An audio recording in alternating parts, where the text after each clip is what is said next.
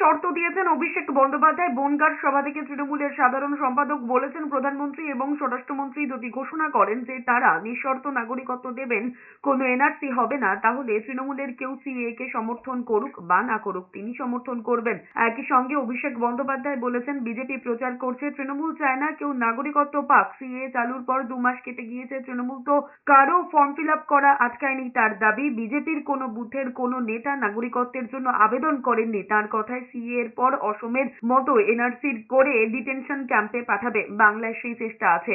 বিজেপির স্বরাষ্ট্রমন্ত্রী আর প্রধানমন্ত্রী এসে যদি ঘোষণা করে যে আমরা নিঃশর্তে নাগরিকত্ব দেব আর কোনো এনআরসি হবে না, তৃণমূলের কেউ সমর্থন করুক আর না করুক, অভিষেক বন্দ্যোপাধ্যায় সিএএ কে সমর্থন করবে, আমি কথা দিয়ে যাচ্ছি।